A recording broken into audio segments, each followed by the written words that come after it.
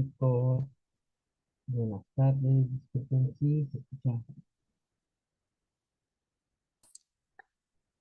Ahora sí, disculpen chicos, es que no se escuchaba muy fuerte el sonido. Bueno, claro, espero que sí. Espero que se encuentren bien, que hayan tenido un gran fin de semana y estén teniendo una gran semana. Vamos a continuar con nuestras clases. Ahora vamos a ver un poco de biomédica y vamos a ver un poco de transfusiones de sangre, se trabaja, ¿no? Son cosas que a lo mejor ya lo ven diario, de cosas de biomédica, igual, pues son todos los aparatos que ocupamos con nuestros pacientitos para que estén monitorizados, para que pasen alguna infusión. Obvio, esto es prácticamente aparato, ¿no? Por así decirlo. No es de que nos desafanemos totalmente de nuestros pacientes, pero sí hay que estarlo checando, no por el hecho de que ya haga todo su funcionamiento, ya no vemos al paciente. Al contrario, debemos estar checando porque puede llegar a fallar, aunque sea muy avanzado y muy bueno, puede llegar a fallar y puede tener problemas nuestro paciente. Acá está. Ok, entonces, ay, a ver si ya se ve. Esperemos que, ahí está.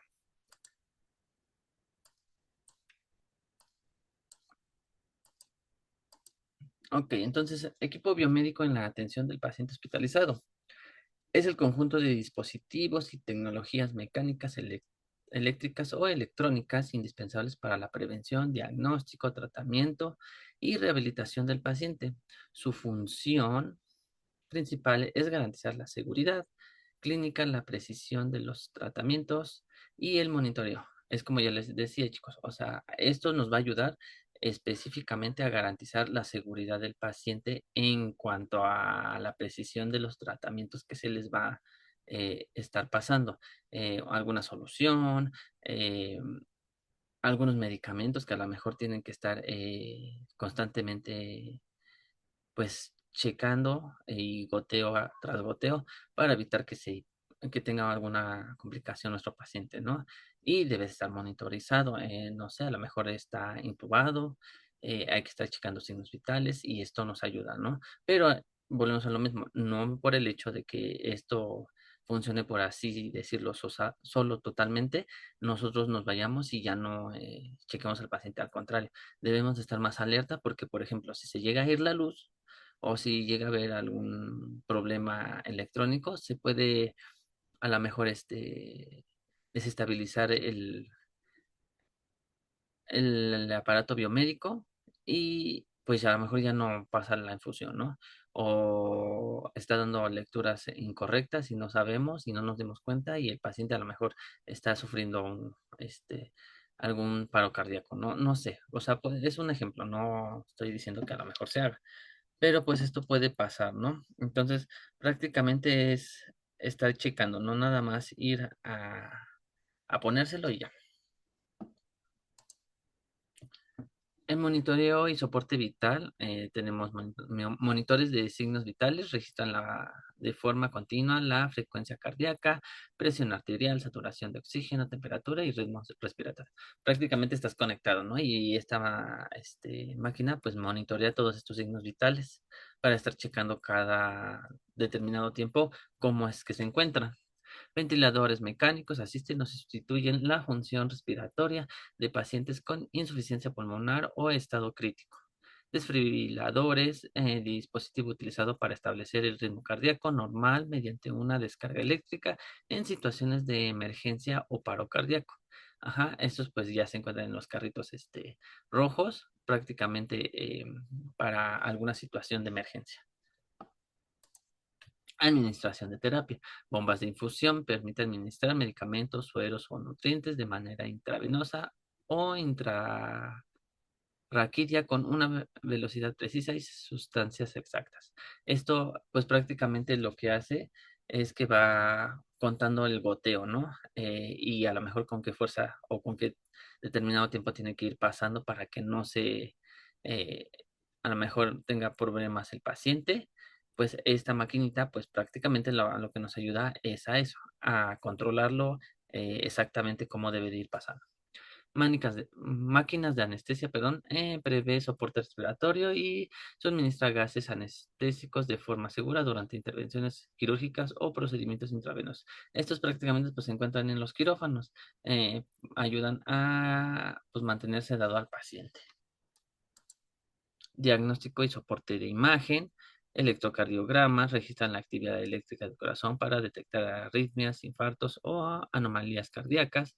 Equipos de rayos X móviles y ultrasonidos portátiles permiten realizar estudios de diagnóstico directamente en la cama del paciente hospitalizado cuando éste no puede trasladarse del área de imagenología. Entonces, prácticamente estos dos pues, son para tomar alguna imagen y registro del corazón. Por ejemplo, ya habíamos checado lo del electrocardiograma en Morpho, eh, cómo se hace el registro de este estudio y cómo debemos de irlo realizando, ¿no?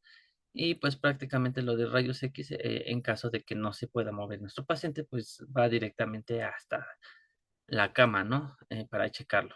Digo, hay unas cuestiones que a lo mejor deben de checar, que no traiga cadenas, nada de metal, cosas así. La cosa es que esto nos ayuda mucho a checar estos exámenes que nos piden.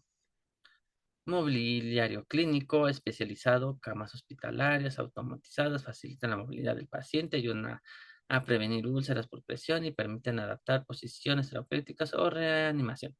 Igual, pues estas camas prácticamente son electrónicas y se mueven de arriba abajo, de un lado al otro, para que podamos movilizar un poco al paciente. Digo, esa ayuda, no crean que se lo va a voltear el paciente y ya está para que se cambie de posición, ¿no? O sea, nada más son unas ciertas posiciones, sobre las piernas, sobre el torso, puede que a lo mejor lo ponga un poquito de ladito, o sea, va a depender, ¿no? Pero no es totalmente que lo movilice, ¿no? O sea, que así como una persona lo moviliza y todo, no, pero sí nos ayuda a que esté un poco más movible y no se nos complique tanto. Para garantizar que estos equipos cumplan su función de manera segura y confiable, la Organización Panamericana de la Salud, OPS, destaca la importancia de contar con programas de ingeniería clínica encargados de su calibración y mantenimiento preventivo. Perfecto, entonces aquí les voy a poner unos videitos para que vayamos checando esto.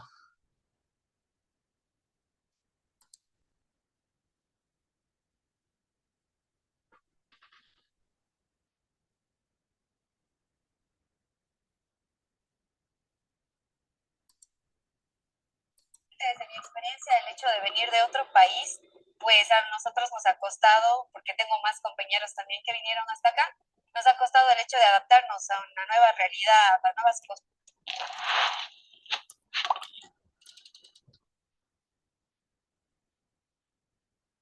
Hola, muy buenas tardes a todos. Hoy tenemos a Montserrat García Juárez, ingeniera biomédica, quien nos va a presentar el tema de la ingeniería biomédica en hospitales, en hospitales para ver de toda la serie de cómo se instrumentar los temas actuales que se pueden usar en centros de salud, por supuesto, clínicas hospitales. Entonces, cedo la palabra a Montserrat García. Bienvenida, Montserrat. Hola, buenos días a todos, buenas tardes. Muchas gracias por invitarme y pues no sé si ya pueda empezar con la plática. Sí, claro, ya puedes comenzar. Ok, déjame compartir la pantalla.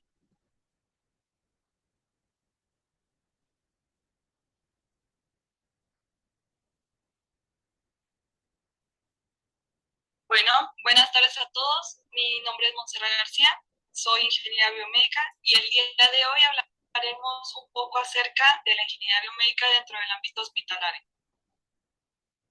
Bueno, ¿qué vamos a ver el día de hoy o el contenido? Bueno, primeramente vamos a establecer qué es un ingeniero biomédico. Posterior a eso, veremos un poco acerca de qué son los dispositivos médicos, enfocándonos un poco más en la normativa mexicana.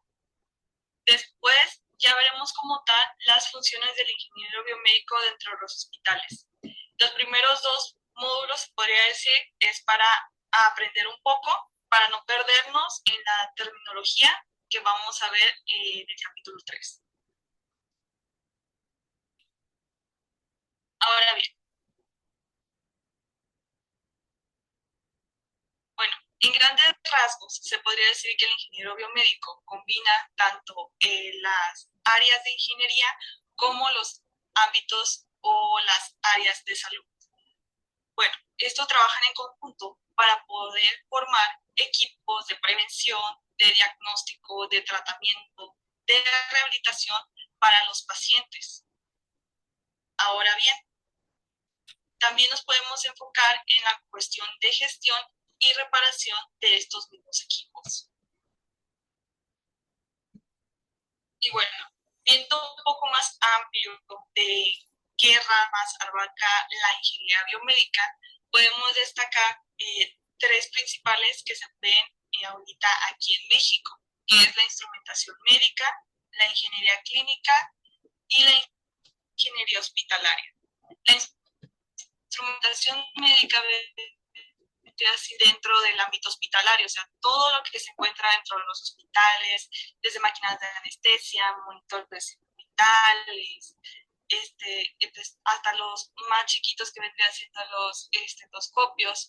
También se vería lo que es la ingeniería clínica. La ingeniería clínica es la gestión de esta instrumentación médica que se encuentra dentro de los hospitales. Y mientras que la ingeniería hospitalaria vendría siendo más que nada el proceso de construcción de un mismo hospital o también podría ser la remodelación de un área en específico del hospital.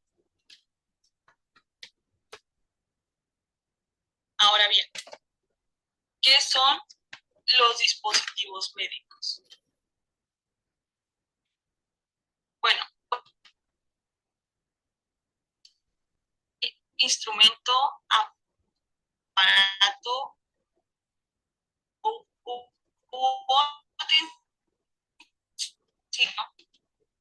que es una de la tecnología para sustituir algo, ya sea una prótesis o también los tejidos, la creación de tejidos para el cuerpo humano, para las implantaciones.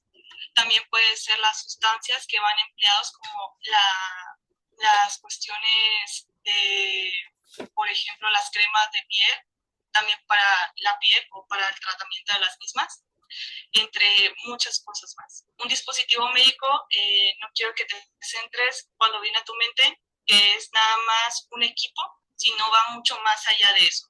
No solo puede ser algo, sino puede ser algo implantable, puede ser algo que se unte, puede ser algo que beneficie o que conviva directamente con el paciente y pueda pues mejorar su estado de salud. Aquí es lo que podemos ver como los tipos de dispositivos médicos, que primeramente vamos a ver lo que es el equipo médico. Aquí ya vendría siendo lo que es un aparato que ocupa de una calibración y aquí cuenta con accesorios, instrumental para un uso en específico.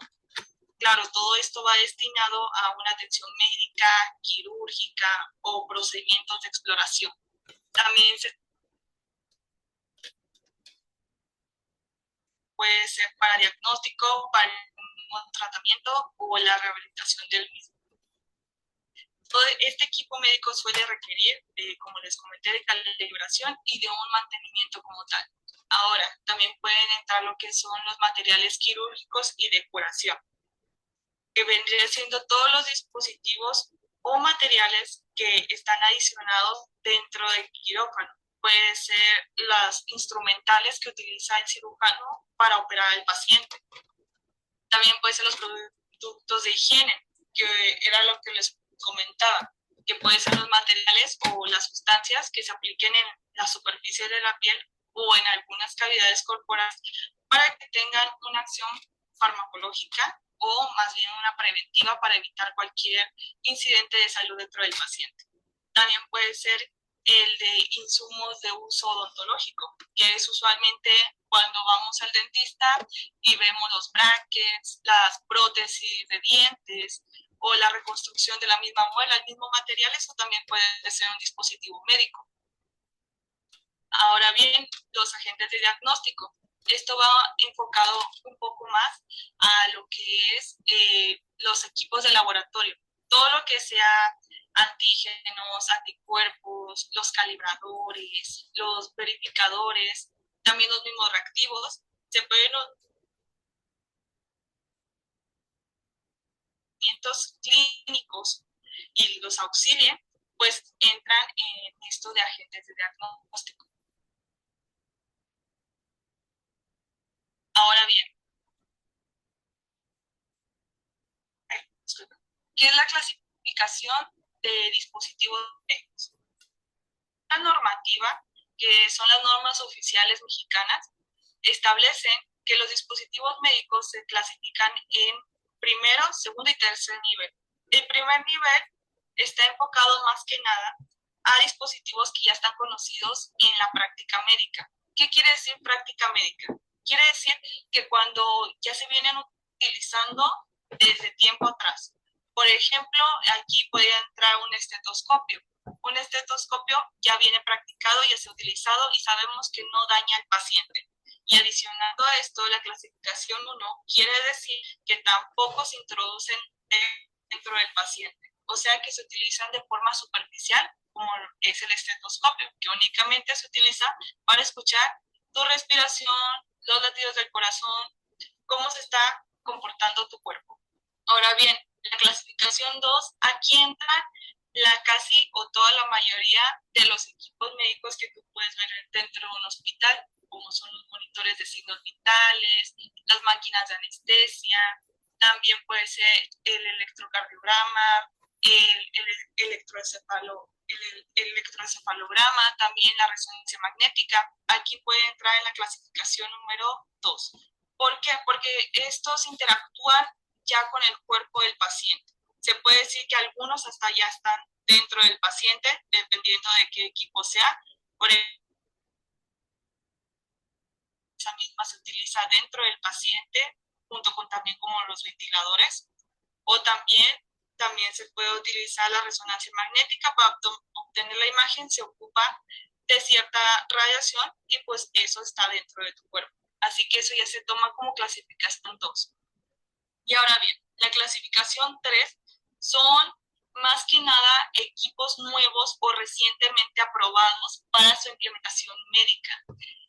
Aquí son equipos que pueden ir tanto dentro del paciente o pueden ir externos. Pero como son tan recientes, todavía no se tiene una seguridad de que sean seguros para el paciente. Porque a pesar de que salga un equipo al mercado, aún sigue ese factor de riesgo en donde todavía falta hacer estadísticas para evaluar qué tan seguro es en el paciente y poder darle ya sea una clasificación 1 o una clasificación 2 de riesgo.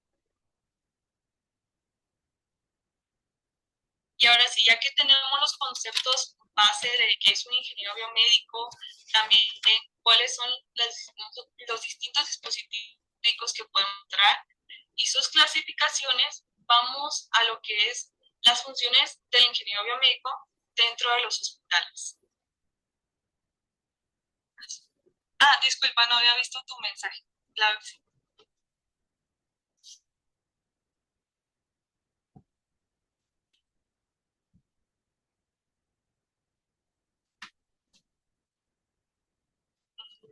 ¿Ya me puedo ver? Disculpa. Hola, bueno, como la pantalla negra, no te ves realmente. Sé que está activada, pero no te ves. Bueno. ¿Se acerca la época de exámenes y tienes demasiados temas por estudiar? Olvídate de la ansiedad. Altor está... Continuamos. La ingeniería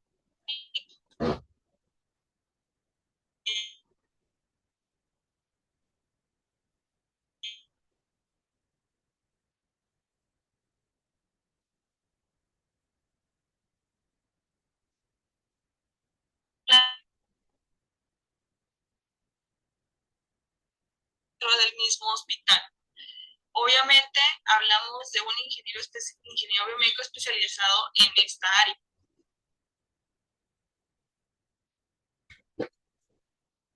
Ahora bien, En grandes rasgos, el ingeniero biomédico se encarga de la gestión de estos equipos médicos. Se encarga de, más que nada, la distribución, también checar sus mantenimientos, buscar que estén en buen estado, buscar que estén accesibles al paciente para que puedan ser utilizados en él. Y también para poder llevar lo que es un buen control de los mismos. Ahora bien, para que el ingeniero biomédico pueda hacer todo esto, se debe llevar una estrategia de mantenimiento. Esta estrategia de mantenimiento consta de, primero, estos conceptos básicos, que es el procedimiento de inspección, que eso se podría considerar como un checklist, que es cuando el ingeniero biomédico inicia su jornada laboral y empieza revisando cada uno de los aspectos de los equipos. Por ejemplo, les hace las pruebas para ver que esté funcionando correctamente. Algunos equipos tienen pruebas dentro de su sistema donde puedes verificar que esté funcionando correctamente, donde se checa las baterías, que esté conectado a la corriente, a la toma de corriente, que esté realizando la función que es la que está programada a hacer, y se verifica para cuando entre el doctor junto con el paciente pueda ser utilizado pues para su tratamiento. Ahora bien, también existe otro que es el mantenimiento preventivo. El mantenimiento preventivo y la inspección son dos cosas distintas, porque en el mantenimiento preventivo te dedicas a revisar la máquina de, por ejemplo, checar el voltaje de las baterías, ya no solo hacer el checklist, o sea, de pasar los pasos que te va indicando la máquina, no, sino también revisar el voltaje, revisar que los aditamentos o los accesorios estén en correcto estado, también revisar que la máquina no tenga daños en cuestiones físicas, también verificar que haciéndose como tal.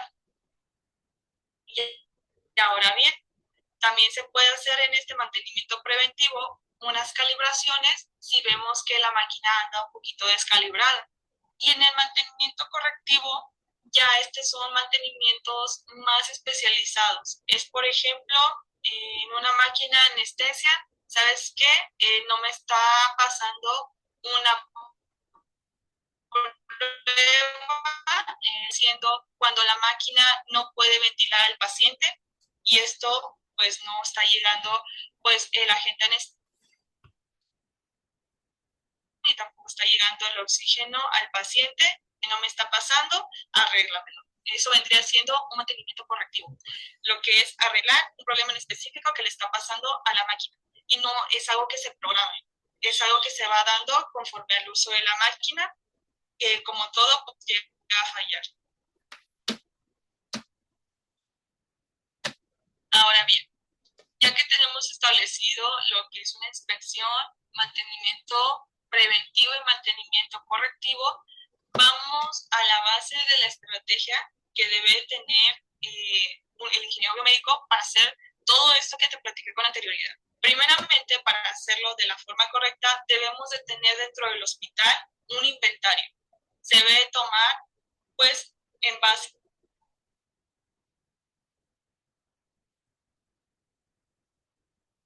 por ejemplo, estoy en un hospital trabajando, pero se dedica a la atención de personas del cáncer. Entonces, ¿qué debe ser prioritario para mí como ingeniero biomédico? Que mis bombas de fusión estén funcionando correctamente y mi desfibrilador por cualquier cosa. Tengo que tener esos dos equipos en prioridad máxima porque de eso es la misión de mi hospital.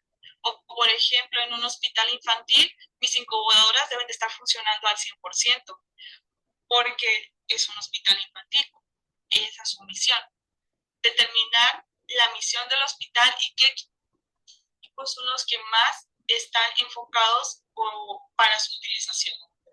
Ahora bien, el siguiente paso a tomar en cuenta para generar un inventario de equipos médicos es en base al riesgo. O sea, qué tan arriesgado está en utilizar este equipo dentro del paciente, que es ahí donde entra la clasificación de la normativa que vimos, ya sea la clase 1, la clase 2 o la clase 3.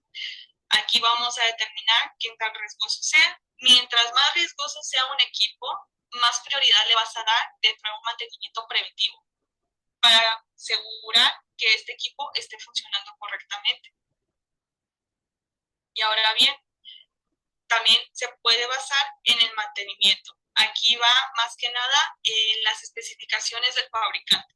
Por ejemplo, el fabricante de una mesa quirúrgica me dice, tu mantenimiento debe ser una vez al año. Ah, bueno, mientras que una máquina de anestesia o ventilador me va a decir, oye, yo requiero que me hagas mantenimiento preventivo cada 6 meses. Y ahí también se va haciendo pues lo que es el inventario de fábrica que te dice, oye, pues un año, pues tú vas primero antes que la máquina de anestesia que me dice cada 6 meses. No, pero obviamente le vamos a dar prioridad. Una, es de mayor riesgo a la máquina de anestesia, y dos, porque el mismo fabricante me está indicando que pues es cada 6 meses su preventivo.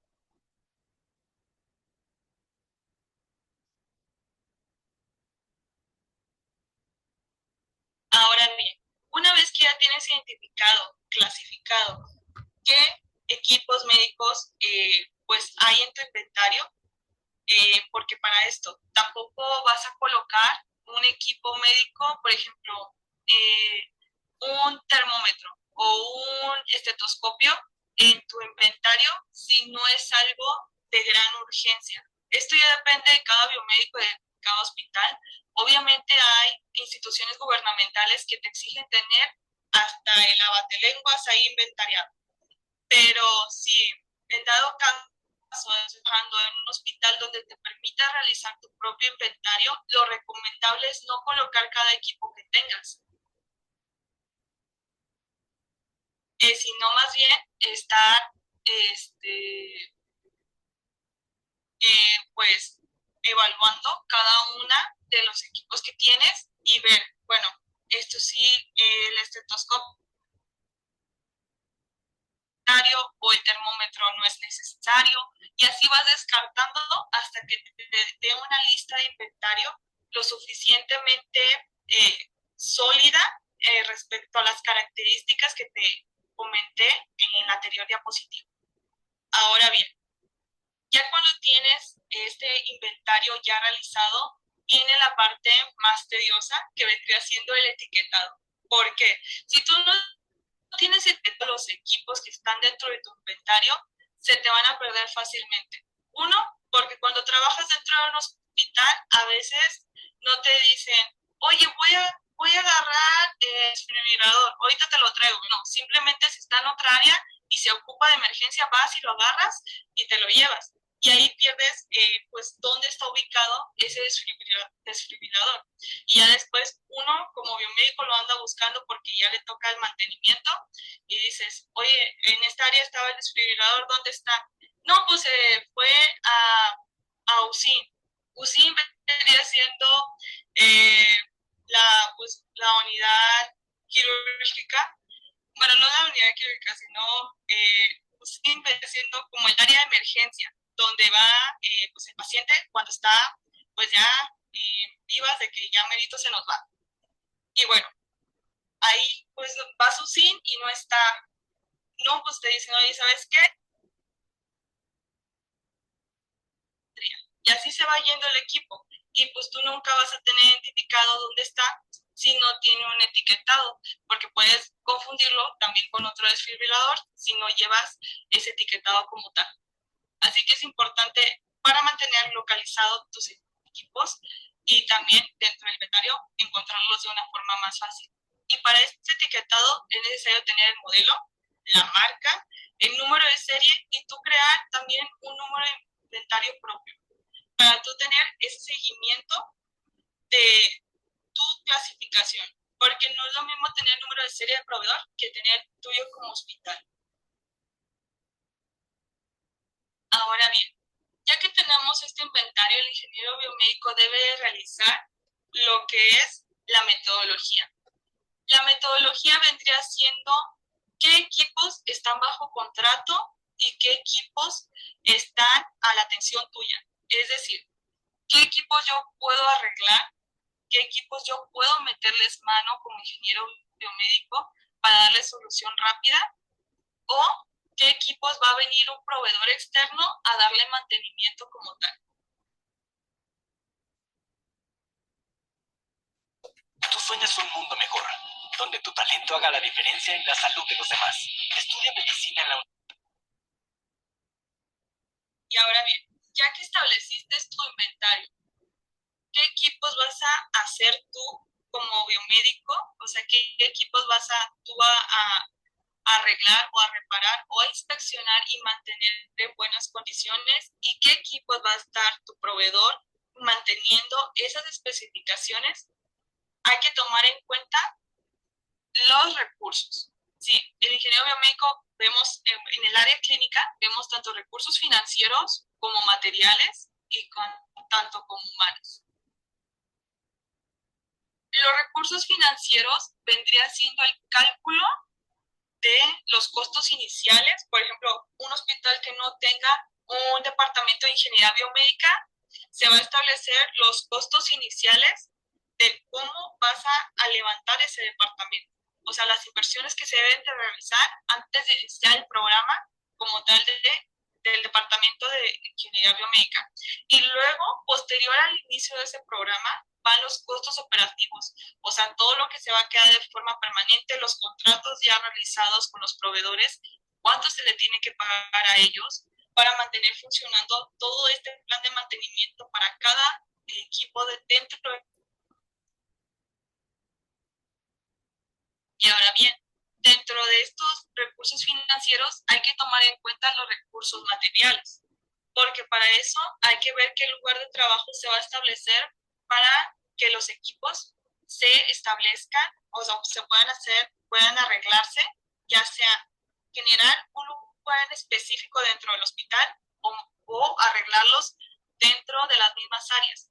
Yo en lo personal no recomiendo arreglar ciertos equipos dentro de las áreas.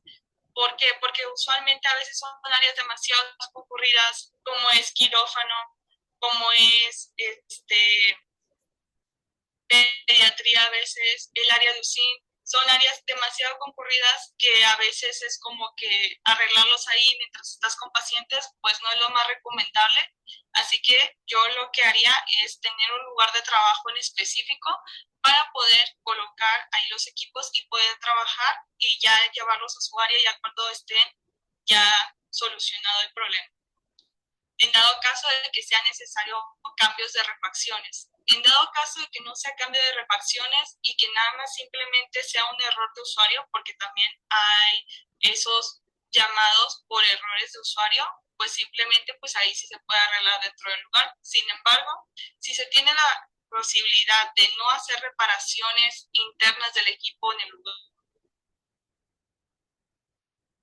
es lo mejor. Ahora bien, los insumos. Los insumos vendrían siendo todos los lubricantes, los insumos de limpieza, para exclusivamente los dispositivos que se encuentran dentro del hospital y que están a nuestro cargo. Los repuestos que vendrían siendo todo lo que les comenté con anterioridad, las refacciones, todo lo que se va a utilizar, los accesorios que se utilizan dentro de las máquinas que cuando se dañan se cambian. Las herramientas y los equipos de medición. Bueno, las herramientas vendrían siendo pues todas las llaves que ocupe para desarmar los equipos médicos. También vendrían siendo los equipos de medición, vendrían siendo los calibradores. Obviamente existen una variedad para distintos tipos de máquinas. Y aquí es muy importante tener en cuenta de que si tu hospital te da ese recurso económico, ese recurso financiero, lo administres bien para poder tener esas herramientas y equipos de medición, porque sin ellas no podrás hacer tu trabajo como ingeniero biomédico, no podrás ejercer en el sentido de arreglar el equipo y únicamente pues tendrás que redireccionar esa acción a proveedor. Y aquí es donde te convertirías en tu trabajo en un administrativo, un ingeniero administrativo, en el cual tú te vas a encargar de vigilar a los proveedores de que hagan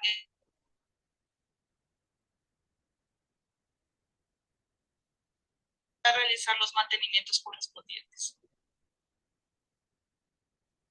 Ahora bien, los manuales de uso y de mantenimiento. Usualmente, cuando un equipo es nuevo, obviamente se maneja dentro del contrato que vengan con los manuales de uso y también los manuales de servicio o de mantenimiento. Los manuales de servicio son aquellos manuales que ayudan al ingeniero biomédico a arreglar un problema si no es de la misma compañía o del mismo proveedor.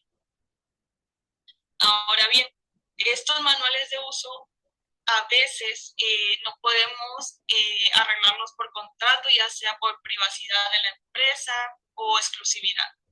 Así que pues a veces es muy difícil encontrarlos por internet, pero si no, conforme vayas haciendo la marcha, yo te recomiendo que vayas creando tu propio manual de mantenimiento para que así tú puedas pues, registrar los incidentes que van pasando o cuando venga el ingeniero especializado en ese equipo, preguntarle y tú mismo hacer tus manuales de mantenimiento y verificar, a ver, ¿pasó esto esta ocasión? Bueno, entonces, como tal, pues puedo hacer esto, esto y esto y esto la próxima ocasión.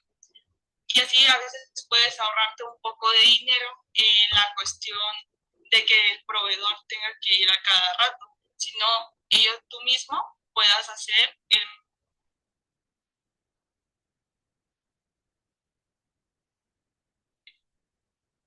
pues la responsabilidad de ese equipo y ahorrar en los recursos financieros. O a veces hay ocasiones en donde llega al hospital un equipo donado y en el equipo donado obviamente no vas a tener el manual porque te lo entregaron donado de otro hospital, así que pues va a aplicar lo mismo que te dije ahorita. Si lo intentas buscar por internet y lo encuentras, padre, si no, pues tú mismo, mientras van surgiendo los problemas, ir haciendo tu propio manual de mantenimiento. Ahora bien, los recursos humanos.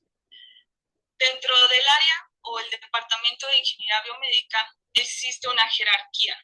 Esa jerarquía vendría siendo el ingeniero biomédico o ingeniero clínico que se encarga de toda la gestión del personal, del mantenimiento especializado, de la supervisión de los proveedores como tal, evaluar las necesidades del hospital, porque no solo es traer equipos por traer, sino también es hacer una evaluación, a ver qué pacientes llegan a mi hospital, qué padecimientos traen, también verificar que se utilice en esas áreas, que tenga una actividad como tal, porque a veces llegan a solicitar los equipos que por cuestiones de que es muy innovador esto y el otro, y ya cuando llega el equipo,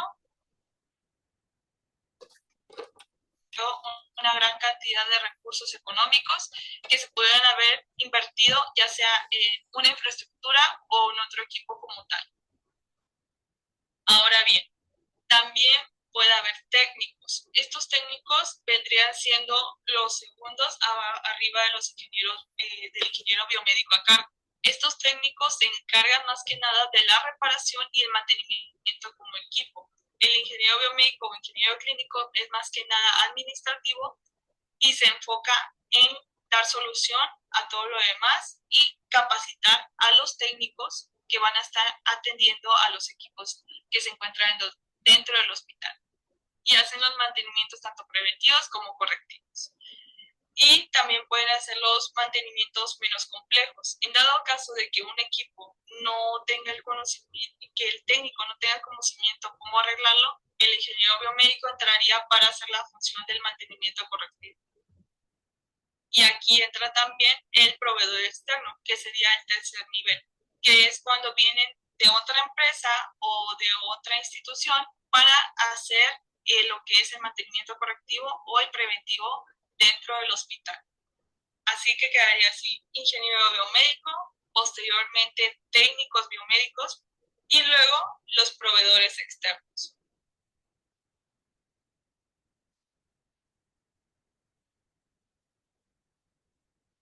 Aquí ya viene la gestión del personal. Aquí es donde se dirige todo el programa de mantenimiento, se decide qué técnico va aquí, qué técnico va a esta área, qué técnico se enfoca en qué, si tú te vas a enfocar en mantenimiento preventivo, si tú te vas a enfocar en mantenimiento correctivo.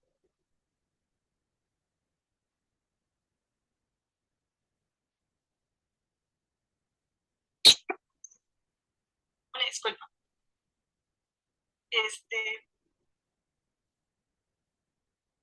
disculpa. Bueno, continuando, también se establecen las políticas del departamento. Se van a establecer los reglamentos, las recomendaciones.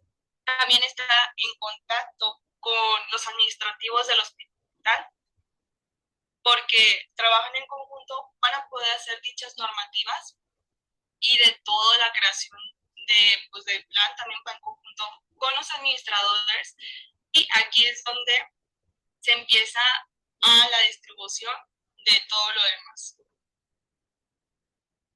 Ahora bien, la gestión financiera. Ya vimos lo que es el recurso financiero, ahora ¿cómo vamos a gestionar todo esto?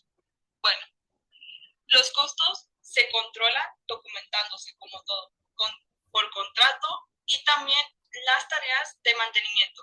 Por ejemplo, en algunos hospitales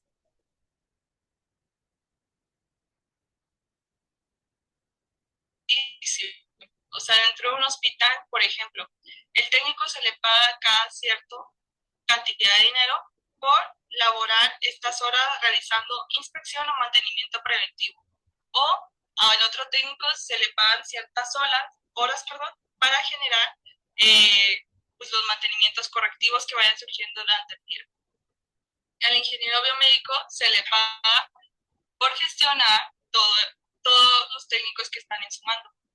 Usualmente eso sería pues en un hospital más privado, mientras que en uno público, pues obviamente a todos llevan un sueldo pues regular, un sueldo de que ingeniero biomédico tú vas a ganar tanto por tantas horas de trabajo al día, el otro ingeniero o técnico, tú vas a ganar tanto por las horas al día, y también el otro.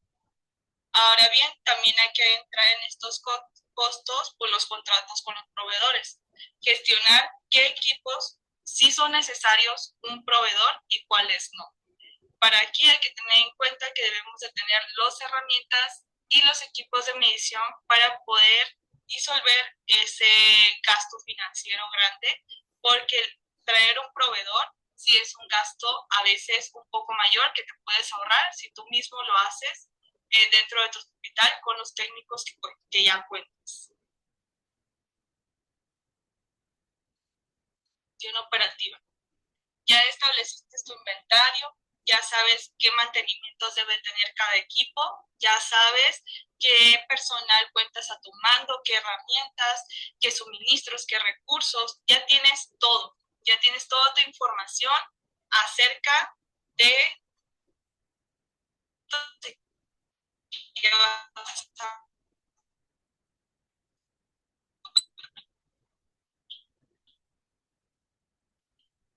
Ahora viene toda la gestión firmada.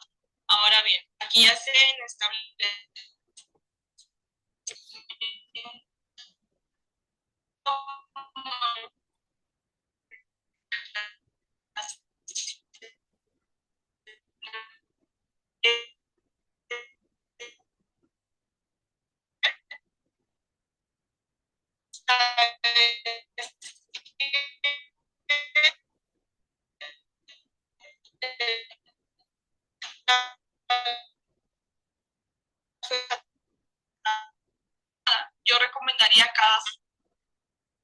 yo recomendaría cada 6 meses.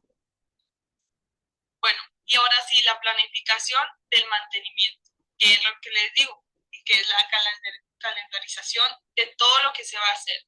Obviamente tú no puedes calendarizar lo que son los mantenimientos correctivos, porque eso surgen de la nada, pero también hay que tenerlos en cuenta dentro de la calendarización, y tener a un técnico o tú como ingeniero tener días libres para poder hacer esos mantenimientos correctivos.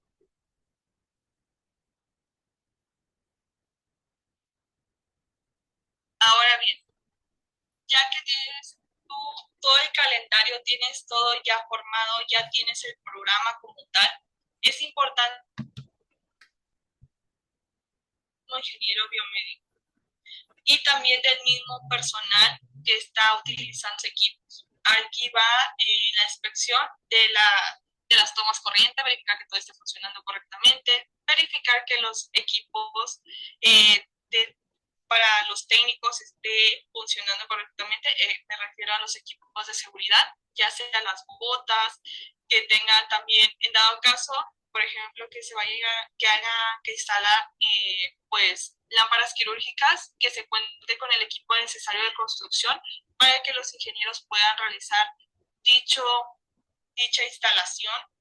También verificar que el usuario esté totalmente protegido. Por eso es lo que les recomendaba de tener un lugar para hacer los mantenimientos preventivos, bueno, los mantenimientos correctivos, perdón, para que el usuario no corra ningún riesgo o pase algo durante el equipo, con el equipo, y pues pase algo más que no queremos que pase, como es el caso de, pues no sé, de que una mesa quirúrgica empiece a fallar y pues que el paciente esté ahí y mientras pues tú vas haciendo las cosas, pues no, porque ha tocado ocasiones donde la mesa falla, están en plena cirugía y pues, ¿qué pasa? Los médicos entran en desesperación de que, oiga, la mesa está fallando, yo aquí, el paciente se cayeron los brazos, se cayeron las pierneras, y tú como médico quieres entrar a solucionarlo, no, lo mejor es pues trasladar al paciente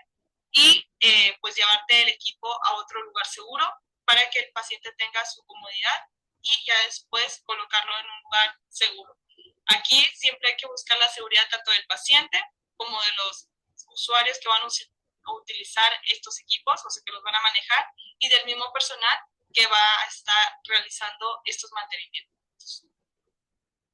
En conclusiones, el ingeniero biomédico lleva toda la gestión del equipo como tal, y como ven, no es nada más ir a reparar ya, sino es todo un proceso que se debe llevar, todo un análisis que se necesita realizar para dar una buena efectividad y que cada equipo del hospital esté trabajando de manera adecuada. Y también algo a destacar es que el ingeniero biomédico, otra de sus funciones que casi no se lleva a cabo por lo mismo de que cada hospital lleva su gestión financiera distinta, es las remodelaciones o construcciones de nuevas áreas. Aquí el ingeniero biomédico también interviene porque, por ejemplo, si es un área de resonancia magnética, el ingeniero tiene que evaluar las condiciones necesarias para que pueda introducir el equipo a esa área y trabajar junto con arquitectos y con técnicos radiólogos para la generalización de esta área. Y así se trabaja todo en conjunto para poder levantar nuevas áreas dentro de los hospitales. Y por mi parte sería todo, no sé. Ok, chicos, entonces, digo, no van a ser ustedes ingenieros biomédicos ni nada, pero sí es importante que a veces lo conozcamos porque no sabemos a lo mejor realmente cómo es que se mantiene, ¿no? ¿Qué es lo que se hace atrás de una bomba de infusión? En caso de que se descomponga, ¿qué se necesita hacer? ¿Cómo se necesita hacer? Si se dan cuenta, se lleva todo un proceso bastante largo y más que nada porque muchas veces a lo mejor el mobiliario, en este caso biomédico, es rentado. Rentado me refiero a que lo prestan, ¿no? Que no es directamente del hospital y que está contratado por un determinado tiempo. Entonces hay que checar todo eso. Por eso también a veces es muy caro, es muy difícil el que puedan tener este tipo de equipos, ¿no? Yo sé que a lo mejor es ver y checar cosas que pues prácticamente nosotros vamos a estar ocupando día a día. Les voy a poner Organizar este tu tipo trabajo de- no tiene por qué ser un caos. Con Monday.com tú recuperas el control. Crea flujos de trabajo como te encanta, 100% personalizable y fácil de implementar. Perfecto.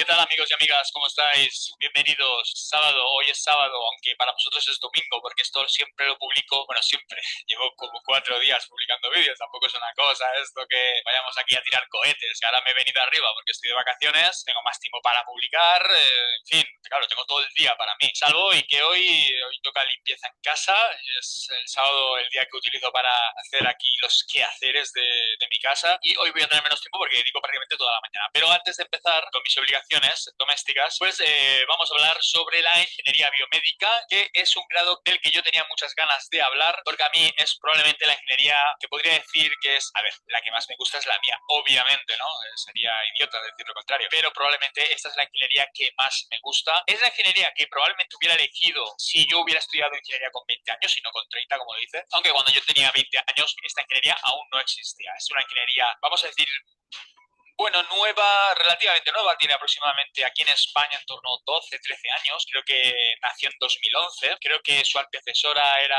la licenciatura en aquella época, cuando eran licenciaturas de biotecnología, aunque bueno, la biotecnología era más genérico, no solo se dedicaba a sanidad, sino también a alimentación, agricultura, ganadería, y tenía ese componente más científico, ¿no? Más investigador. La ingeniería biomédica aplica ingeniería a la biomedicina, es decir, materializa esa ciencia a la biología y a la medicina, pero bueno, es lo que más se le parece, ¿no? Pero esta ingeniería sí, desde 2011, aunque es raro ver ingenierías anteriores a esa fecha, porque todas han sufrido modificaciones obligadas a adaptarse a las nuevas tecnologías, a los nuevos estilos de vida, todas han sufrido alguna modificación en su plan de estudios. De hecho, creo que ingeniería biomédica tuvo una no hace demasiado, en 2016 o algo así. Las ingenierías básicamente son todas nuevas. En fin, entonces, como os digo, la ingeniería biomédica es una ingeniería que probablemente hubiera elegido si hubiera estudiado antes, reúne todo lo que me gusta. Ingeniería biomédica, vamos a decir que es ingeniería electrónica junto... es más bien una ingeniería mecatrónica. Hace un par de vídeos hablábamos de la ingeniería mecatrónica. Bueno, la ingeniería biomédica es básicamente una ingeniería mecatrónica, pero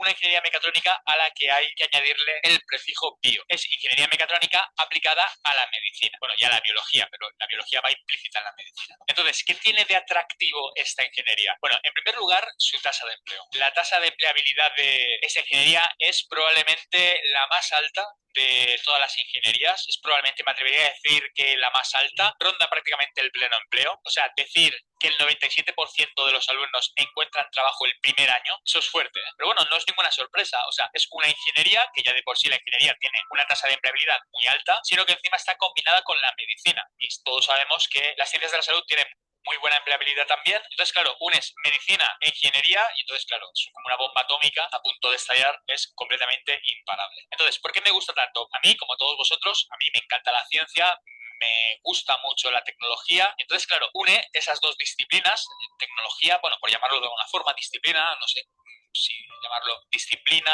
o ciencia, bueno, ciencia tampoco, o ramo, o en fin, une tecnología electrónica, tecnología mecánica con ciencia, en este caso medicina y biología, ¿no? La verdad es que una carrera apasionante. Los 2 primeros años vas a estudiar, te va a dar la sensación de que estás en una ingeniería electrónica, porque vas a aprender electrónica analógica, instrumentación, programación, física, es decir, todas las comunes de la ingeniería electrónica, al menos los 2 primeros años, y luego los 2 siguientes te va a dar la sensación que estás en una carrera de medicina. Estudiarás biología celular, rehabilitación, tejidos, y luego otra parte súper interesante, pues muy relacionada con los biomateriales, la genética, la nanotecnología, en fin, la verdad es que es una ingeniería interesantísima, es una ingeniería muy especial por ese componente tan científico que tiene. Obviamente todas tienen el componente científico porque todas aplican ciencia, materializan la ciencia, por eso me gusta tanto esta ingeniería.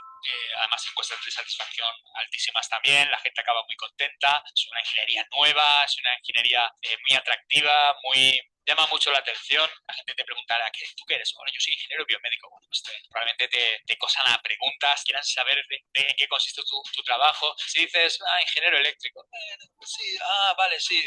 Sí, la de los tendidos eléctricos, ¿no?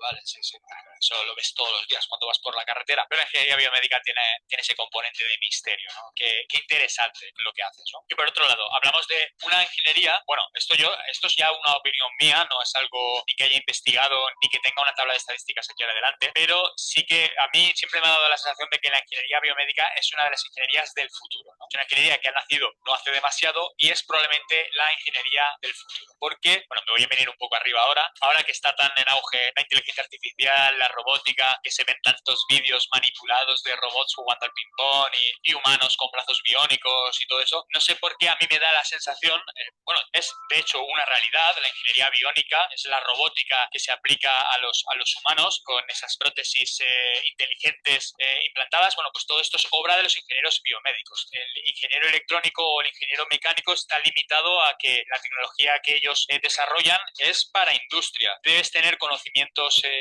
médicos para poder implantar estas prótesis inteligentes a un ser humano y que funcionen. Esa es la razón de ser del ingeniero biomédico. Entonces, claro, yo me imagino un futuro de cyborgs, medio humanos, medio máquinas, y todo hecho realidad por los ingenieros biomédicos, ¿no? Entonces, por eso pienso que la ingeniería biomédica en este sentido es la ingeniería del futuro. Pero bueno, son fantasías mías, aunque es indudable que la ingeniería biomédica es por esto, ¿no?, que es tan interesante la ingeniería biomédica. La verdad es que si te has matriculado en ingeniería biomédica para este año, enhorabuena, yo creo que te lo vas a pasar muy bien, me das muchísima envidia, disfrútalo. El primer año ya sabéis que es un poquito más duro, vas a ver mucha física, mucha química, mucha biología y muchas matemáticas, sobre todo muchas matemáticas, pero bueno, a partir del segundo o tercer año verás cómo te lo vas a pasar muy bien, vas a ver la ingeniería biomédica en estado puro.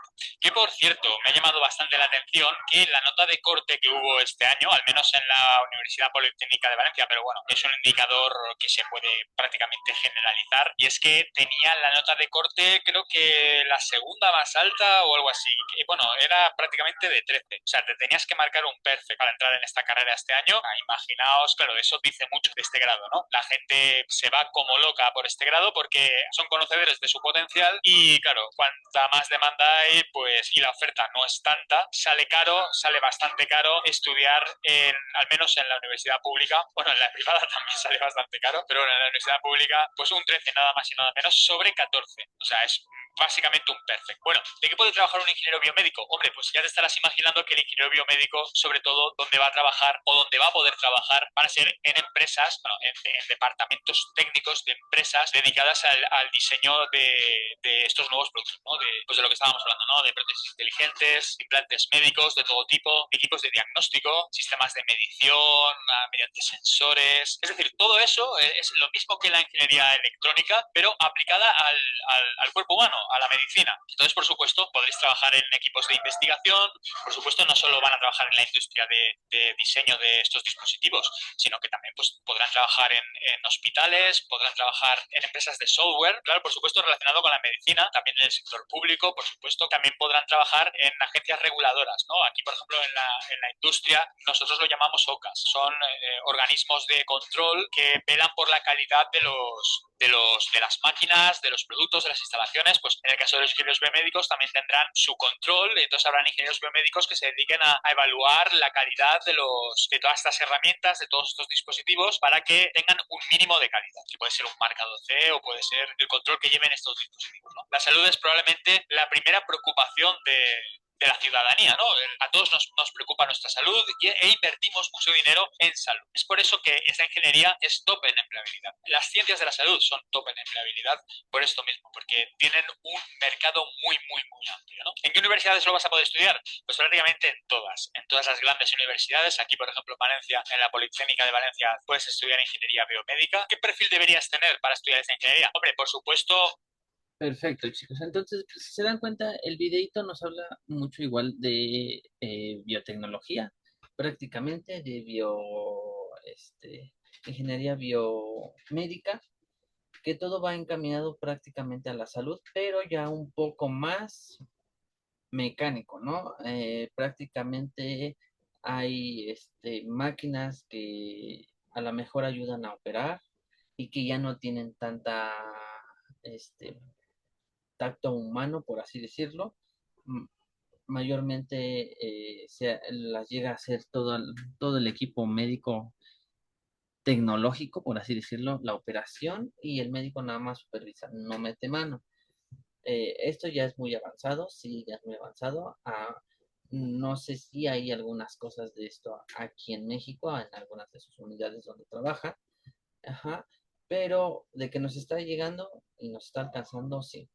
Es importante saberlo porque pues todo va pegado, ¿no? Prácticamente, pues poco a poco vamos a ir a lo mejor sustituyendo eh, la mano de una enfermera, de un médico, con una máquina, prácticamente, ¿no? Que a lo mejor va a pasar medicamento y nada más lo va a ir checando, ¿no? Entonces, no sé cómo vaya a quedar esto, no sé cómo vaya a ser en un futuro, pero de que ya llegó y que está aquí con nosotros, sí. Y es importante saberlo porque, pues, prácticamente esto es parte de lo que vemos como, pues, día a día, ¿no? Con nuestro paciente, que ya es un poco más mecánico en lugar de personalizado, por así decirlo. Perfecto. Vamos a empezar a hablar un poco de administración de sangre humana y sus componentes. Consiste en administrar sangre total o componentes sanguíneos específicos directamente en el torrente sanguíneo mediante un catéter intravenoso.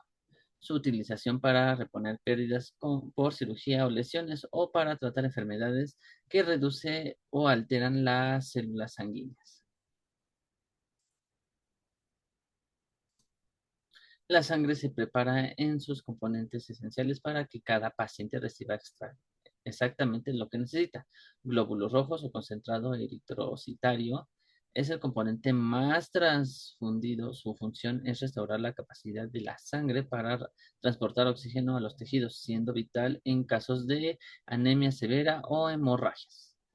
Plaquetas son células minúsculas que ayudan a la coagulación y a controlar las hemorragias. Se administran frecuentemente en pacientes con trastornos de la sangre o tratamientos oncológicos.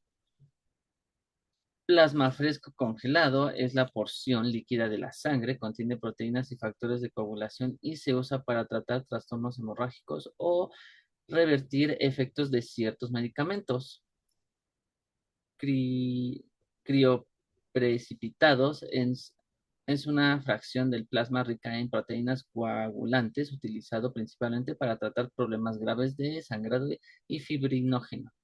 Glóbulos blancos, leucocitos, rara vez se transfunden de manera aislada, ya que su objetivo principal es ayudar a combatir infecciones graves en pacientes específicos. ¿Sale? Entonces, igual, pues prácticamente esto también puede que lo hagan seguido y más cuando son cirugías o cuando hay algún accidente grave que hay que transfundir sangre para reponer, pues, componentes sanguíneos, ¿no? Perfecto, igual. Vamos a poner un videito.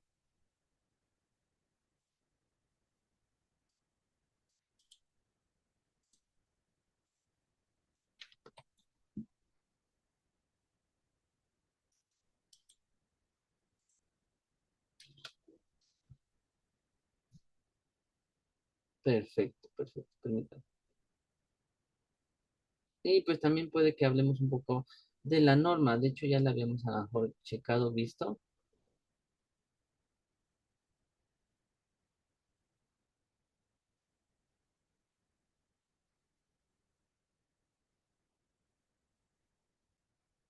Ok, pero se los voy a poner. A mí ya me urgía tener un cambio de carrera, muchos clientes no me pagaban. Yo me dedico actualmente a testear videojuegos, es algo que no me la creo. Cuando recibí mi primera oferta fue como, ay, güey, ¿Qué tal? En este análisis vamos a meternos de lleno a una norma fundamental para la salud pública en México, la norma oficial mexicana 253. Pensemos en ella como el gran escudo protector que cuida la sangre, desde que sale de la vena de un donante hasta que llega a alguien que la necesita para vivir. Es una pregunta que seguro muchos nos hemos hecho. Cuando alguien necesita sangre, la confianza en que ese componente vital es seguro, pues no puede ser una cuestión de suerte. La seguridad es, literalmente, la piedra angular de todo el sistema de medicina transfusional. Y es que miren, esa seguridad no ocurre por arte de magia. Es el resultado de un sistema diseñado con muchísimo cuidado, como una serie de candados y filtros que trabajan juntos. La NOM 253 es en esencia el manual de instrucciones de todo este escudo protector. Ok, para entender bien el tema, primero lo primero. ¿Qué es exactamente una NOM? Bueno, imaginen que son las reglas del juego, pero unas reglas súper serias y obligatorias para todos los que manejan sangre con fines terapéuticos. No son, digamos, sugerencias, son ley, y su único objetivo es estandarizar la calidad y la seguridad para protegernos a todos. El primer paso en este gran viaje de la sangre es, como es lógico, el donante. La norma deja muy claro que todo el proceso de seguridad empieza justo aquí, con una selección muy cuidadosa y sobre todo protegiendo a la persona que realiza este acto tan importante. Y este es un punto clave, de verdad. Todos esos filtros y preguntas que se hacen antes de donar no están ahí para poner trabas, sino para construir un muro de seguridad de dos vías. Por un lado, se protege al donante, para asegurar que el procedimiento no le vaya a causar ningún daño. Y por el otro, claro, se protege al futuro receptor. La norma, para hacerlo más sencillo, agrupa estos criterios de seguridad en dos grandes categorías. Por un lado, están las exclusiones temporales, que son como una especie de pausa por seguridad, y por otro, las exclusiones permanentes, que son para situaciones que representan un riesgo ya constante y definitivo. ¿Y cómo se ven estos criterios en la vida real? Pues en reglas muy concretas. Por ejemplo, si alguien se hace un tatuaje o un piercing, se aplica una exclusión temporal de 12 meses por el riesgo de infecciones recientes. En cambio, la exclusión es permanente para quien ha sido diagnosticado con hepatitis B o C, porque ahí el riesgo de transmisión nunca desaparece. Todas son medidas basadas en evidencia científica para minimizar cualquier peligro. Este punto nos muestra el corazón ético de todo el sistema. La norma prohíbe de forma explícita que se pague por la sangre. ¿Cuál es la razón? Muy simple. La donación debe ser un acto de solidaridad, no un negocio. Si se pagara, podría incentivar a personas en situaciones de riesgo a ocultar información importante, y eso es algo que el sistema simplemente no puede permitirse. Es un principio de seguridad fundamental. Muy bien, una vez que la donación se acepta, la sangre empieza la segunda etapa de su viaje. Y es aquí donde la ciencia toma el control total y cada unidad se pone, literalmente, bajo la lupa del laboratorio. En este punto la norma es inflexible. Cada unidad, sin excepción alguna, se analiza para detectar agentes infecciosos clave como el VIH, hepatitis B y C, sífilis y hasta Chagas. Este es el segundo gran muro de contención. No hay manera de que una bolsa de sangre llegue a un paciente sin haber pasado por este filtro analítico obligatorio. Ahora, a pesar de tener tecnología muy avanzada, el sistema tiene un desafío importante, el famoso periodo de ventana. ¿Qué es esto? Es ese breve lapso, justo después de que alguien se infecta, en el que las pruebas todavía no pueden detectar el virus o la bacteria. Es justo por esto que la honestidad del donante al responder el cuestionario es tan pero tan vital. La selección médica y las pruebas de laboratorio son dos capas de seguridad que tienen que funcionar juntas a la perfección. Pasemos ahora a la tercera y última etapa de este recorrido. Aquí vamos a ver cómo el sistema se asegura de que la sangre correcta llegue a la persona correcta, en las condiciones correctas y, muy importante, cómo aprende de cualquier incidente. La norma introduce un concepto clave aquí, la trazabilidad. La mejor manera de entenderlo es pensar en el código de seguimiento de un paquete que compramos por Internet. Cada unidad de sangre tiene una identificación única que permite rastrear su viaje completo, desde el brazo del donante hasta el paciente, e incluso de regreso si hiciera falta investigar algo. Entonces, el ciclo de vida de la sangre es un proceso súper controlado. Comienza con la donación segura, le sigue el análisis riguroso en el laboratorio. Una vez que está certificada como segura, la sangre se procesa, o sea, se separa en sus diferentes componentes, que se almacenan de forma adecuada. De ahí se distribuye al hospital y finalmente llega la transfusión al paciente. Todo siempre con un seguimiento constante. Y ojo, el almacenamiento no es cualquier cosa. No es como guardar cosas en el refri y ya. Cada componente sanguíneo es diferente y necesita condiciones muy específicas. Los glóbulos rojos, por ejemplo, van en refrigeración entre 2 y 6 grados. Las plaquetas, en cambio, necesitan estar a temperatura ambiente y en agitación constante. Y el plasma, bueno, ese se congela a temperaturas bajísimas. Estas condiciones garantizan que, cuando se necesite, el componente esté en perfecto estado. Por último, ¿qué pasa si algo sale mal? Para eso existe la hemovigilancia. Es, digamos, la red de seguridad de todo el sistema. Obliga a registrar y analizar cualquier reacción adversa, ya sea en donantes o en receptores, para aprender de los incidentes y mejorar los procesos.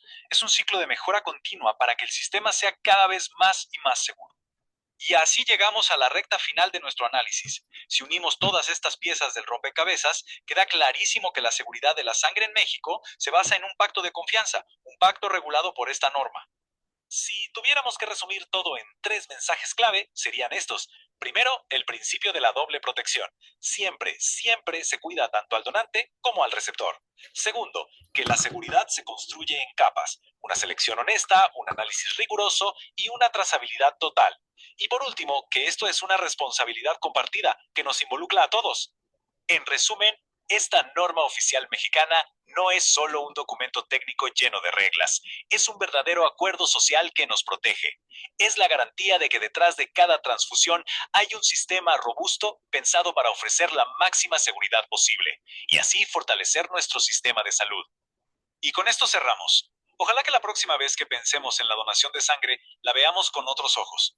Ya no solo como un acto de generosidad increíble, que lo es, sino también como el primer eslabón de una cadena de seguridad complejísima y muy bien diseñada. Un sistema del que de una forma u otra todos formamos parte. Si te gustó Perfecto. Entonces aquí hablamos un poco de la norma y el proceso que se lleva para tener una donación de sangre. ¿Vale? Si se dan cuenta es algo complejo.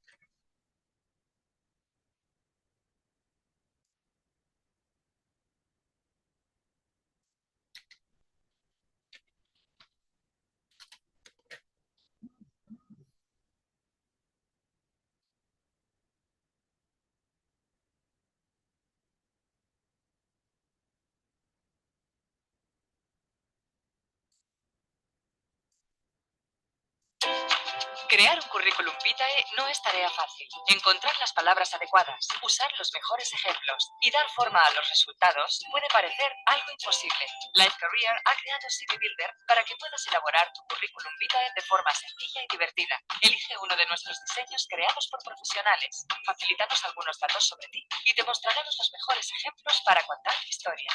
CV Builder te ofrece consejos de orientación en cada paso del proceso. Pruébalo hoy mismo.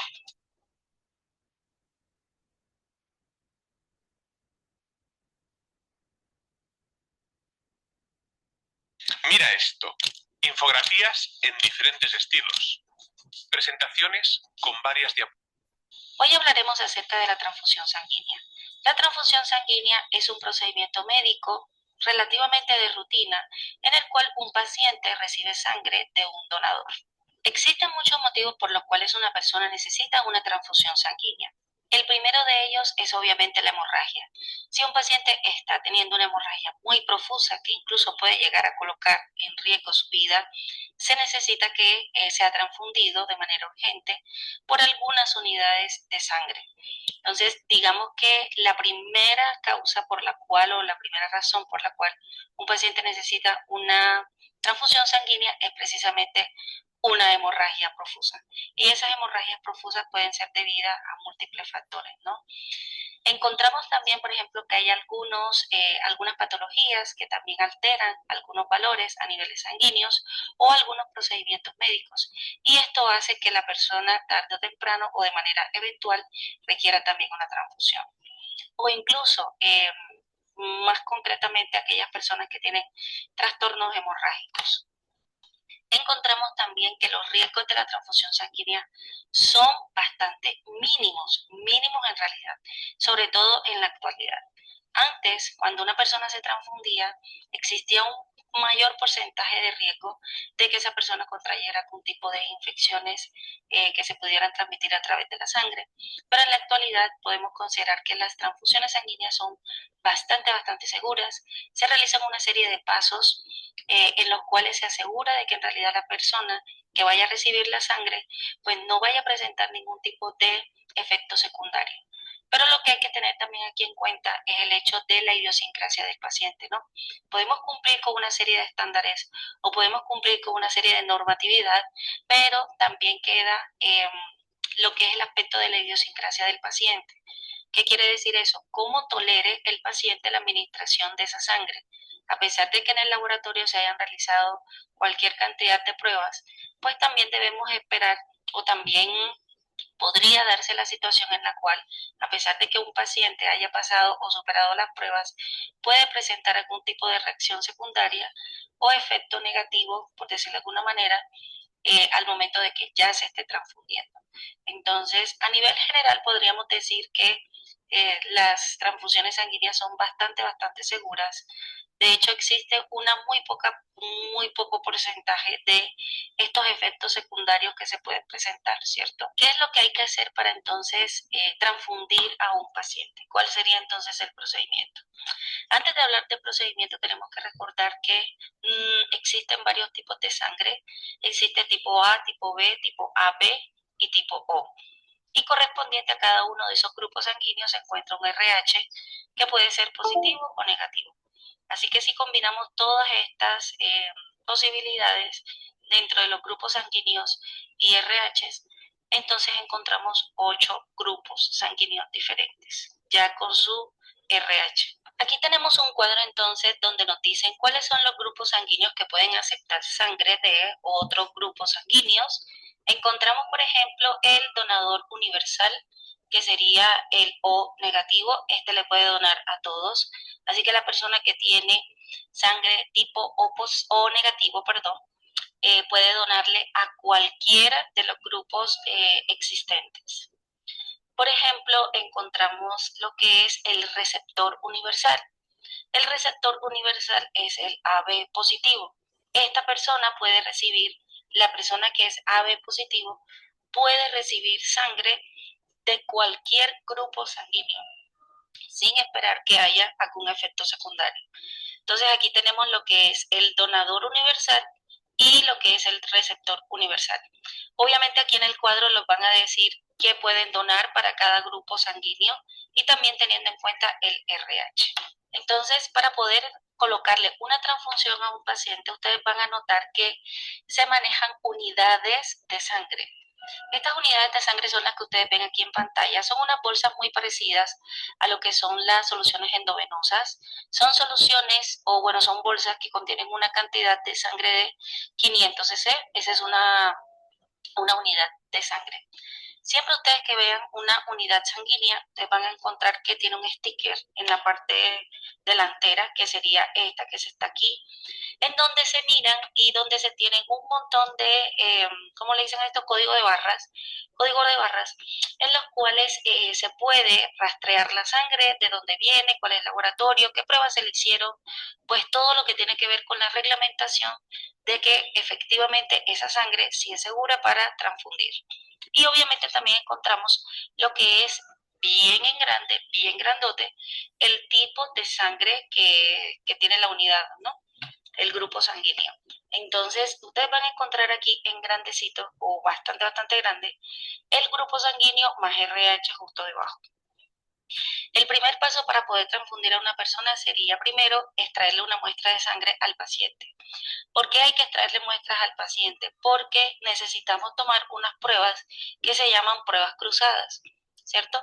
Esas pruebas cruzadas que a muy grandes rasgos, ¿qué significa?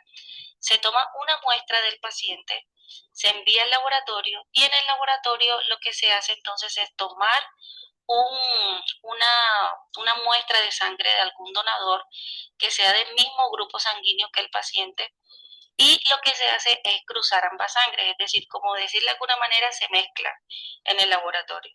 Y se mira para ver si la sangre tiene alguna reacción adversa o se presenta algún tipo de reacción desfavorable en esa prueba, ¿no? A pesar, puede existir el caso de que en el paciente tenga el mismo grupo sanguíneo del donador y aún así presentar la sangre del paciente un rechazo hacia ese donador. Por eso es que se hacen estas pruebas. Entonces, para evitar que el paciente tenga esa reacción desfavorable cuando ya se le transfunda, lo que se hace entonces es minimizar, pero muy hasta abajo, los riesgos de que el paciente presente dichas reacciones, haciendo estas pruebas a nivel del laboratorio.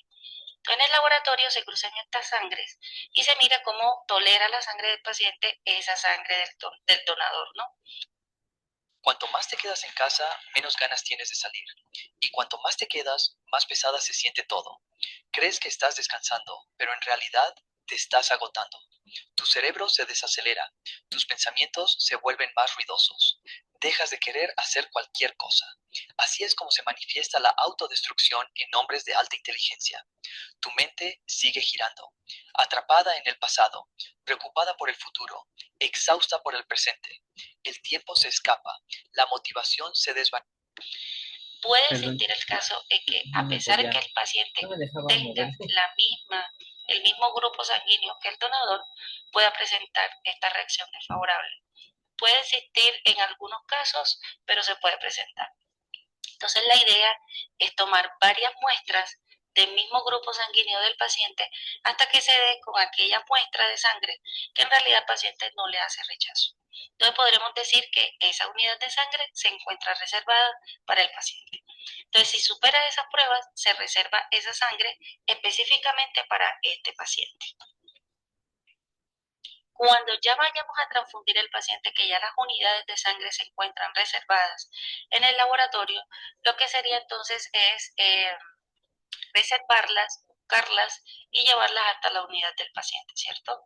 Y en ese momento es donde nosotros tenemos que verificar todos los datos del paciente. Como ya estas unidades están reservadas, tenemos que comprobar que esa reserva efectivamente es de nuestro paciente.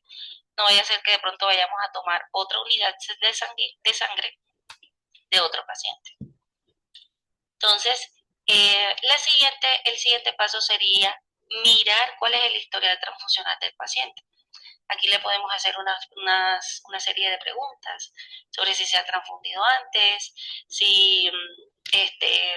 qué tipo de reacción tuvo, si es que se llegó a transfundir, cuántas veces ha sido transfundido, cómo normalmente tolera las transfusiones, si se transfundió, cómo le fue en esa última transfusión que tuvo, si presentó algún tipo de síntoma desagradable, como dolor de cabeza, fiebre, malestar general, etcétera. Si ya tenemos esa parte ya lista, pasamos entonces a la preparación del material. Con el material, ¿qué es lo que debemos buscar? Normalmente tenemos que canalizar a un paciente para poderle hacer la transfusión. Si nuestro paciente ya se encuentra canalizado y le están pasando medicamentos o soluciones endovenosas, no podemos pasar la sangre por esa canalización. No podemos pasarla por allí. Primero porque quizás el volumen o el calibre del catéter que tenga el paciente en ese brazo sea muy pequeño para pasarle sangre. Necesitamos, para poder transfundir, necesitamos un calibre grueso, necesitamos un calibre amplio que nos permita pasar la sangre, ¿no? Recuerden que la sangre no es totalmente líquida, ella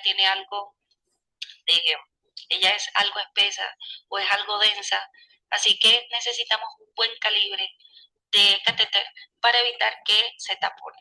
Entonces, en el caso de los adultos podemos utilizar un calibre 18 o un calibre 19, que es un calibre bastante grueso. Y en niños, dependiendo de la edad, podríamos variar entre el 22 y el 23, que son bastante grandes, ¿no?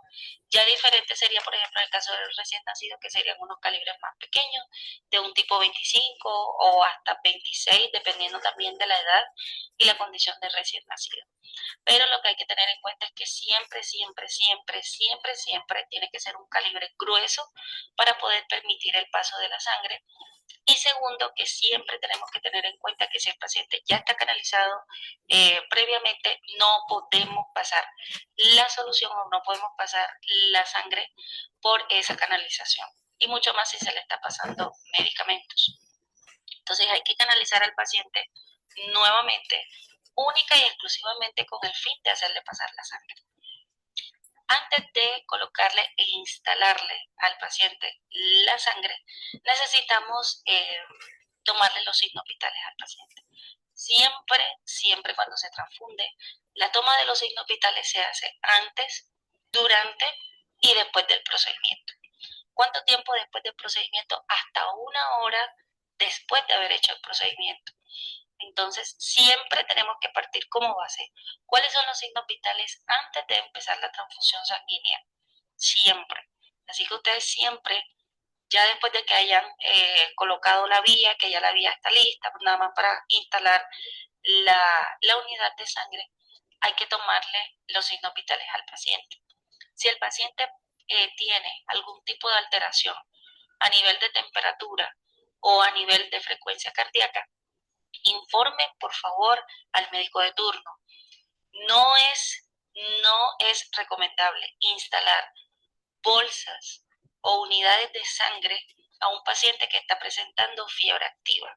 Eso no lo hagan. Una de las contraindicaciones por las cuales tenemos que evitar transfundir es cuando el paciente tiene fiebre activa. Entonces, indíquenle al médico de turno que el paciente está presentando temperatura y se decidirá, obviamente, que la transfusión no va, a no ser que de acuerdo a criterio médico, el médico les indique pues alguna cosa en específico, les indique hacer algo en específico y pues entonces ya ustedes esperarían la orden médica para poder entonces hacer o no la transfusión. Entonces, ¿qué pasa? Que ya una vez que nosotros hayamos canalizado al paciente, le hayamos tomado signos vitales, ahora lo que tenemos que hacer es instalar la sangre, ¿cierto? ¿Qué pasa con la sangre? La sangre no la podemos instalar fría. ¿Qué quiere decir? Ustedes saben que en las unidades de sangre, en el banco de sangre, perdón, en los bancos de sangre se reservan muchas unidades sanguíneas. Existen muchísimas, siempre por eso de ahí el nombre, ¿no? Que es un banco de sangre. Esas unidades de sangre se mantienen en unas neveras, se mantienen refrigeradas, obviamente para conservar la sangre que ha sido donada.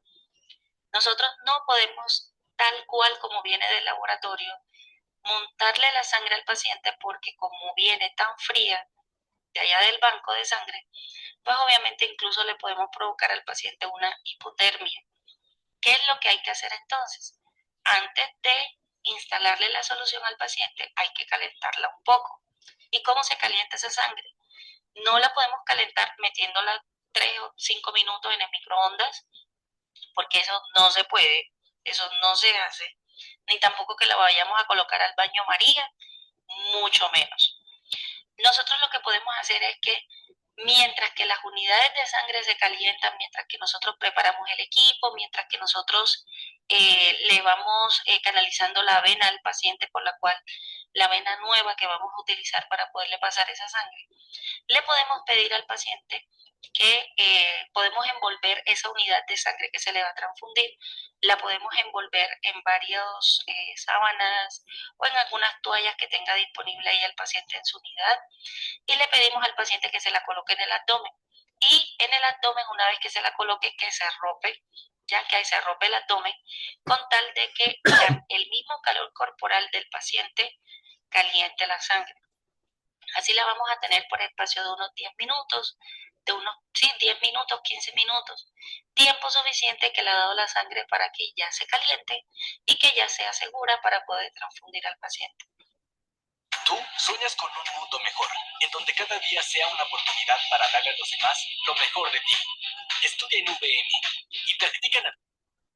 No vayan a colocar unidades de sangre fría porque muy probablemente a los 15 minutos, a los 20 minutos, incluso desde antes, el paciente ya va a empezar a temblar, le va a empezar a manifestar de que tiene muchísimo frío y que puede llegar a una sensación de hipotermia. Entonces, la hipotermia obviamente que no es algo muy bueno. Entonces, necesitamos primero calentar la sangre, pero de la manera como les acabo de decir.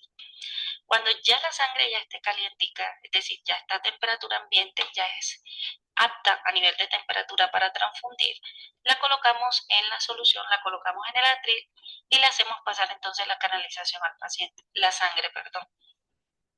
Usualmente la sangre al principio de que nosotros canalizamos, siempre se hace necesario hacerlo a una velocidad de infusión baja. Siempre tiene que ser baja. Eso aproximadamente en la media hora aproximadamente de que el paciente se esté transfundiendo, se tiene que hacer a una infusión o a una velocidad de infusión baja.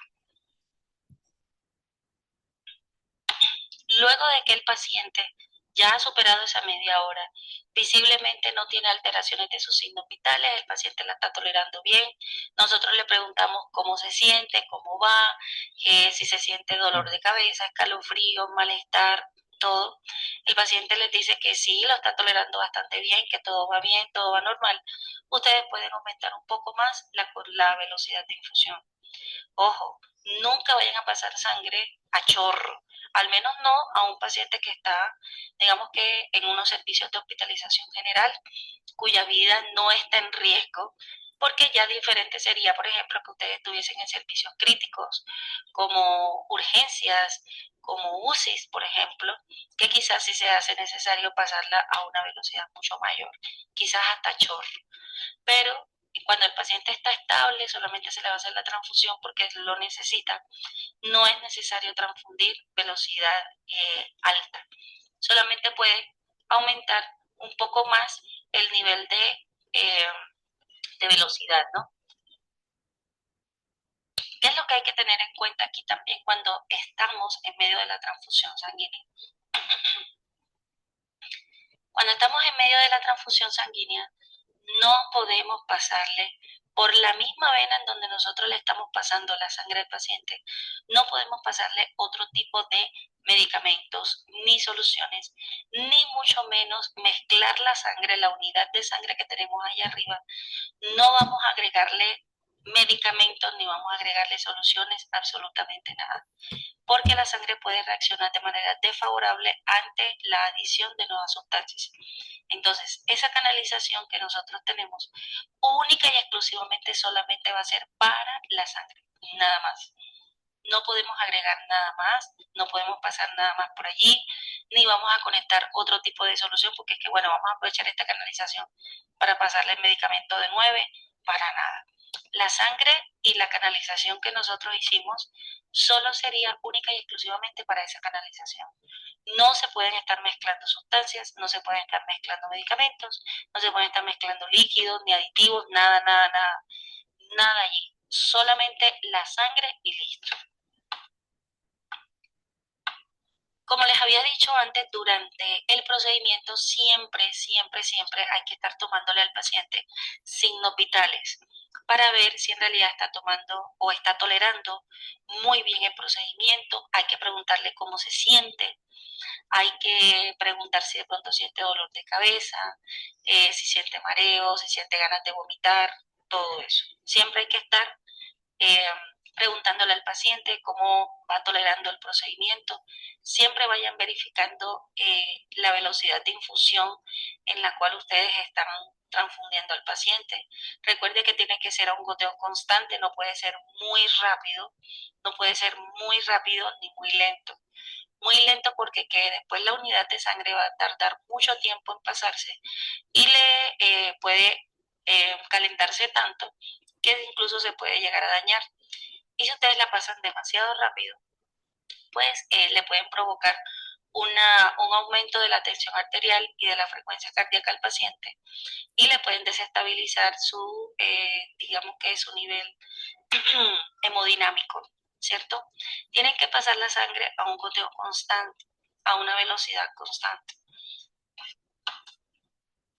Como les decía antes, si el paciente presenta alguno de estos síntomas como escalofrío, hipotermia, hipotensión, cefalea, dolor lumbar, dolor torácico, sensación de calor, o de plano empieza a presentar fiebre, náuseas o vómitos, taquicardia, todos estos son signos de que hay que suspender, es decir, cierre la transfusión sanguínea y avisen, por favor, al médico de turno para que evalúe al paciente y mande pues sus órdenes médicas, ¿no?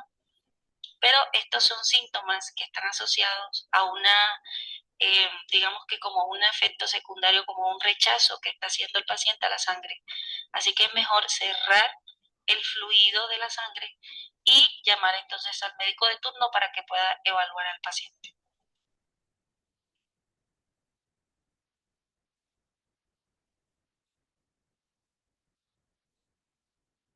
Una vez que ya la canalización ha pasado, ya todo se ha hecho, lo que tenemos que hacer entonces es desechar todos esos productos que nosotros hayamos utilizado para poder transfundir al paciente, excepto el sticker que les decía al principio, en donde tienen los códigos de barra, donde tienen grupos sanguíneos, porque ese sticker lo que tienen que hacer es despegarlo y pegar en una hoja y anexarlo a la historia clínica del paciente.